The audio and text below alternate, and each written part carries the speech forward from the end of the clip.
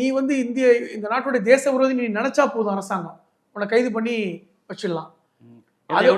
Evidence தேவையில்லை. இன்னும் விசாரணைங்கிற பேர்லயே குறைந்தபட்சம் 2 வருஷம் உள்ள வைக்கலாம். எந்த எவிடன்ஸும் தேவையில்லை. இப்படி ஒரு கடுமையான அடக்குமுறை சட்டம். அதுலதான் வந்து நான் சொன்ன மாதிரி அப்துல் கலாம் ஆசாத் எல்லாம் வந்து உள்ள கைது பண்றாங்க. காந்தி சீனுக்கே வரல. ஏனென்றால் கலாம் ஆசாத் வந்து அந்த 1915 சட்டமா ரவுலட் சட்டமா அந்த 15ல இருந்து 19க்குள்ள அவரெல்லாம் ஓடி திரிகிறார். அவரெல்லாம் உள்ள பிடிச்சு போட்டாங்க. ஓகே. அவரெல்லாம் வந்து அல்ஹிலான்னு ஒரு பத்திரிகை நடத்தினார், ஊடகவியலாளர் நடத்தினார். அவரை தூக்கி பீகார்ல போய் கைது பண்ணி உள்ள போட்டானுங்க. இப்ப இந்த ரவுலட் சட்டத்தின் கீழ் தான். ரவுலட் சட்டத்தின் கீழ் தான். ஓகே. இந்த மாதிரி பல்வேறு அந்த போராட்டக்காரர்களை, அப்ப அந்த கல்வி, அதாவது சொல்லுவாங்கல்ல, ஓரளவுக்கு இன்டெலக்சுவல் பர்சன் எல்லாம் பிடிச்சு உள்ள போட்டாங்க.